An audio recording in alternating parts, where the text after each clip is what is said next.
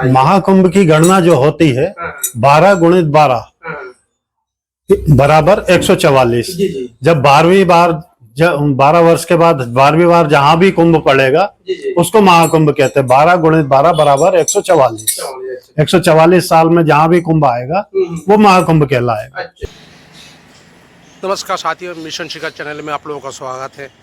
मैं प्रदीप मंडल आज आया हूँ भोपाल के माँ भद्रकाली विजयासन दरबार आध्यात्मिक धाम सिद्ध समाधि स्थल, जो भोपाल के टीटी नगर में है और माता मंदिर के पास है। ये देखिए, ये पूरा वो सिद्ध समाधि स्थल है। अभी यहाँ पे हम लोग आज मिलेंगे महंत पुरुषोत्तम दास जी महाराज जी से, और यहाँ पे आपने समाधि लिए थे। देखिए, एक समाधि स्थल है, ये देखिए उनका पादुका है।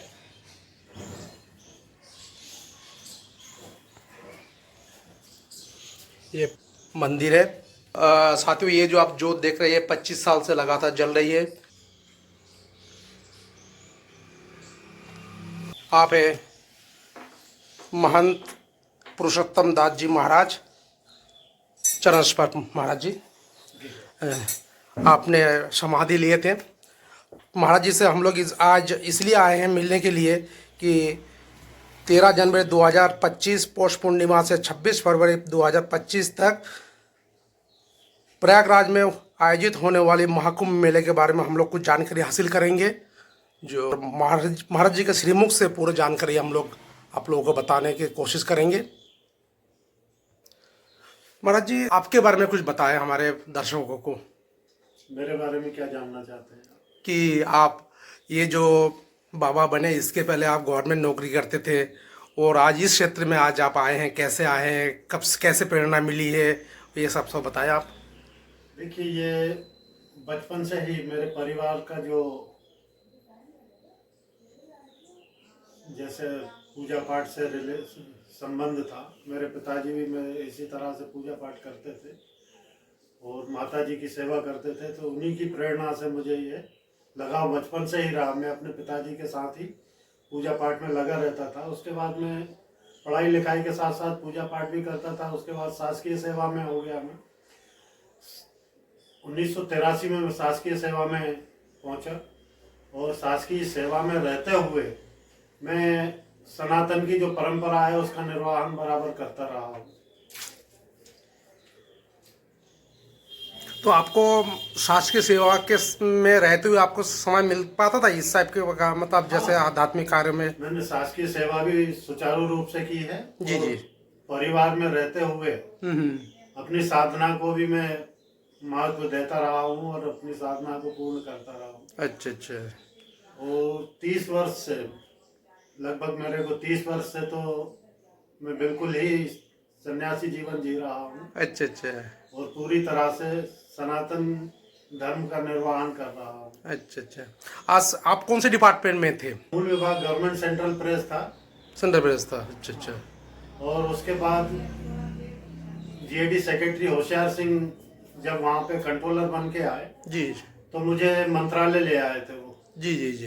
1992 में। तो मेरी पूरी सेवा ही राज मंत्रालय वल्लभ भवन में रही है। हाँ हाँ हाँ। सामान्य प्रशासन विभाग में मैंने सेवा दी है। जी जी जी। मैं 2020 में रिटायर हुआ हूँ। जी जी। और 2022 में मैंने समाधि ली, क्योंकि मुझे कुछ सिद्धियां प्राप्त हुई थी। मेरे पिताजी ने जो मार्गदर्शन मुझे दिया था उसी के आधार पर मैं उन सिद्धियों को प्राप्त करता रहा। जी जी। और 30 वर्ष की तपस्या के बाद हाँ हाँ वो मुझे सिद्धियां जो मिली उसी के आधार पर मैंने हाँ हाँ। 2022 अक्टूबर में समाधि 3 दिन की ली थी मैंने, 72 घंटे की। अच्छा अच्छा। और समाधि में भी मुझे काफी कुछ अनुभव हुआ। हाँ हाँ। कोई इस चीज को माने या ना माने, लेकिन यह सत्य है कि माता जी से साक्षात्कार मेरा हुआ है समाधि स्थल में। समाधि के समय। हाँ हाँ हाँ हाँ। लेकिन सांस लेने में कोई दिक्कत तो नहीं हुई थी आपको? नहीं, वो तो क्या है कि सिद्धि जो होती है, हाँ हाँ, वो उसमें शरीर केवल पृथ्वी पर रहता है। हाँ हाँ हाँ। और अपना जो जीव है, जो आत्मा है, आत्मा, हाँ वो हाँ, परमात्मा से मिलती है। अरे इसलिए यहाँ शरीर मेरा पृथ्वी पर था। जी जी जी। और मेरी आत्मा जो थी वो माँ भगवती के पास थी। अरे वाह पंडित जी, फिर हम थोड़ा सा अभी महाकुंभ के बारे में आप थोड़ा जानकारी चाहते हैं, जो अभी 13 जनवरी से प्रयागराज में आयोजित होने वाला है, उसके बारे में हमारे देखिए, दर्शक। मेरे पास जो सूची आई है जूना अखाड़े से, जी उसमें 4 पर्व स्नान हैं जी जी और 3 शाही स्नान हैं। जी।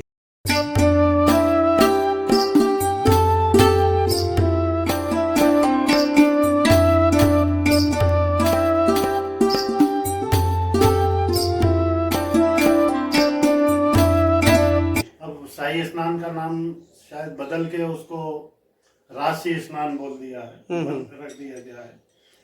तो पहला स्नान है पौष एकादशी 10 जनवरी 2025 जी और प्रथम शाही स्नान जो है मकर संक्रांति 14 जनवरी 25 जी जी और दूसरा शाही स्नान है 29 जनवरी मौनी अमावस्या को जी जी। और तीसरा शाही स्नान है 3 फरवरी 25 को। अच्छा और जो पर्व स्नान है उसमें मैं आपको बता दूं, माघी एकादशी है शनिवार 8 फरवरी, महाशिवरात्रि 26 फरवरी, माघी पूर्णिमा 12 फरवरी। इस तरह से है। इस तरह से स्नान अच्छा करेंगे। 4 पर्व स्नान है और 3 शाही स्नान है। अच्छा अच्छा। हर 6 वर्ष में अर्धकुंभ होता है जी जी और 12 वर्ष में पूर्ण कुंभ होता है जी और 144 वर्ष में जो होता है, जहाँ पे भी 144 वर्ष में जो पूर्ण कुंभ पड़ता है जी जी। उसे महाकुंभ कहा जाता है। तो ये प्रयागराज में अभी जो प्रयागराज में जो अभी महाकुंभ हो रहा है वो 144 वर्ष के उपरांत आ रहा है। अच्छा 144 वर्ष के उपरांत हुआ। इसको अच्छा महाकुंभ कहते हैं। इसीलिए हाँ हाँ, जो त्रिवेणी धाम में जो अभी जी। हाँ हाँ ठीक है। तो ये कब से शुरुआत हुई है, कुछ आपको आइडिया है इसके बारे में? ये तो हमारा परंपरागत, ये यहाँ ही नहीं, ये पृथ्वी पर भी होता है हाँ हाँ और देवलोक में भी ये पर्व होता है। जी जी जी।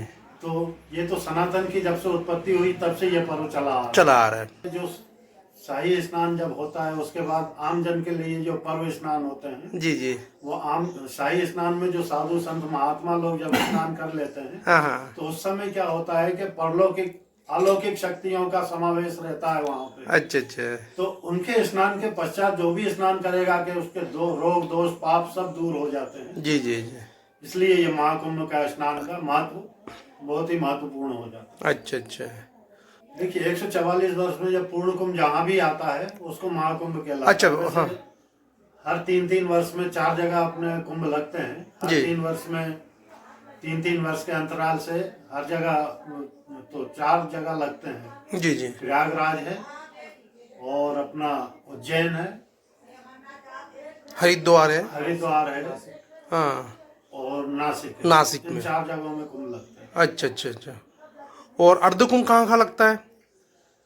जब 6 वर्ष के पश्चात अर्धकुंभ जो भी जहाँ पे मुहूर्त आता है। मुहूर्त आता है तो उस समय अर्धकुंभ लगता है। अच्छा अच्छा। प्रयागराज में अर्धकुंभ लगता है। हाँ हाँ हाँ। अभी कोरोना के समय में अर्धकुंभ लगा था अपना हरिद्वार में। हरिद्वार। हरिद्वार में जी जी ठीक ठीक। तो और कुछ बताया हमारे दर्शकों को ये महाकुंभ के बारे में, आपको जो भी जानकारी है पौराणिक कथाओं में कहाँ पर कैसे क्या उल्लेख है इसका? महाकुंभ की उत्पत्ति जो ये ये अपने देव और दानव देवों में और दानवों में युद्ध होता रहता था। जी जी। उस समय समुद्र मंथन के समय अमृत कलश जब वहां से निकला, कई चीजें निकली थी, विष निकला था जी जी जी। समुद्र मंथन में। तो देव और दानवों ने समुद्र मंथन करके जी जी बहुत सी वस्तुएं उसमें से उत्पन्न हुई थी। जी जी। तो एक हलाहल विष भी उसमें से निकला था जो शिव जी ने ग्रहण किया था और उनका कंठ नीला हो गया था, तभी उनका नाम नीलकंठ भी पड़ा है शिव जी का। इसी प्रकार वहां से अमृत भी निकला। तो अमृत पान करने के लिए देवताओं में और दानवों में युद्ध हुआ था। तो उस दानवों से अमृत को बचाने के लिए देवता जब उसको लेकर जा रहे थे, भगवान विष्णु के हाथ में वो कलश था, तो जहाँ जहाँ अमृत की बूंदें गिरी हैं वहाँ वहाँ कुंभ लगता है। अच्छा। और जो अखाड़े के बारे में आपको जो मुझे सब बता दीजिए, जो अलग अलग जो जो अखाड़े होते हैं, नागा बाबा के जो अखाड़े होते हैं, जूना अखाड़े होते हैं, वो कौन कौन से कितने अखाड़े होते हैं? 13 अखाड़े हैं। जी जी हाँ। टोटल 13 अखाड़े हैं। जी जी। सब अपने अपने गुरुओं के अनुसार उसकी परंपरा का निर्वहन कर रहे हैं। जी जी। उसमें सबसे प्राचीन अखाड़ा जो है वो जूना अखाड़ा है। अच्छा अच्छा अच्छा। बाकी दूसरे अखाड़े फिर बाद में निर्मोही अखाड़ा है, निरंजनी अखाड़ा है, हाँ हाँ हाँ। दिगंबर अखाड़ा है। इस प्रकार से 13 अखाड़े हैं। अच्छा अच्छा। सभी अखाड़ों की अपनी परंपराएं होती हैं। उसमें सबसे महत्वपूर्ण अखाड़ा जो है वो जूना अखाड़ा को माना गया। अच्छा अच्छा। तो उस अखाड़े में जब स्नान होते, जो महास्नान, जो आप शाही स्नान कहते हैं, उसमें आम आदमी को प्रवेश नहीं दिया जाता है उसमें? आम जन को प्रवेश नहीं होता है। वो हाँ। केवल साधु संत महात्माओं के लिए शाही स्नान होता है। हाँ हाँ। उनके स्नान के पश्चात अच्छा आम जन के लिए। आम जन के लिए अच्छा अच्छा। ये एक जो नागा बाबा वाला, वो कौन सा संत है, वो कौन सा अखाड़े होते हैं? जूना अखाड़े में। अच्छा, जूना अखाड़े में आते हैं। हाँ, तो जूना अखाड़े का मेन अभी तो जैसे अमूमन हम लोग देखते हैं, जैसे ये कुंभ, महाकुंभ या अर्धकुंभ में ये सब, ये जूना अखाड़े, बाकी समय तो उन लोग दिखते नहीं, कहाँ चले जाते हैं? एक प्रश्न हमेशा पब्लिक के मन में रहता है महाराज जी। वो क्या है, वो उनकी तपोभूमि जहाँ भी है। अच्छा अच्छा अच्छा। उस तपोभूमि में वो अपना निवास रहते हैं और अपनी साधना में रहते हैं। हाँ हाँ हाँ। किसी को दिखते नहीं है। दिखते नहीं है। हाँ। उनके पास सूचना जब पहुंचती है तब वे वहां से निकल कर आते हैं। बाकी समय बिल्कुल रातों रात रूप से वो अपनी साधना में रहते हैं। हाँ हाँ हाँ। और अपनी साधनाओं में अच्छा अच्छा। तो सनातन धर्म की रक्षा के लिए वो करते रहते हैं साधना। अच्छा अच्छा। महाकुंभ की गणना जो होती है 12 गुणित 12 बराबर 144। जब 12वीं बार, जब 12 वर्ष के बाद 12वीं बार जहां भी कुंभ पड़ेगा उसको महाकुंभ कहते हैं। 12 गुणित 12 बराबर 144। 144 साल में जहां भी कुंभ आएगा वो महाकुंभ कहलाएगा। अच्छा, ये महाकुंभ, कुंभ, इसके अलावा अर्धकुंभ, उसके अलावा एक आता है सिंहस्थ। सिंहस्थ का क्या मतलब है? मतलब सिंहस्थ कुंभ क्या मतलब उसका? जब सूर्य राशि में प्रवेश करते हैं अच्छा उस समय सिंहस्थ कहलाता है। अच्छा अच्छा। वो सिंहस्थ उज्जैन में पड़ता है। हाँ हाँ हाँ। इसलिए उसको सिंहस्थ कहते हैं। केवल उज्जैन में ही सिंहस्थ मिला आता है? सिंहस्थ केवल उज्जैन में ही लगता है। अच्छा अच्छा, और कहीं नहीं? और कहीं नहीं। अच्छा, नासिक में? नासिक में कुंभ लगता है। कुंभ लगता है। प्रयागराज में, किस, हरिद्वार में? हरिद्वार में भी कुंभ लगता है। मैंने बताया जैसे 12 गुणित 12 हाँ हाँ। बराबर 144। जब 12वीं बार जहाँ भी कुंभ आएगा हाँ हाँ। तो वो महाकुंभ कहलाएगा। महाकुंभ मतलब इसका मतलब कि महाकुंभ 144 साल बाद आया है, तो बहुत ही ज्यादा ये मतलब पुण्यकारी कुंभ है ये, इसलिए इसका महत्व बहुत अधिक है। बहुत अधिक है। ठीक है महाराज जी।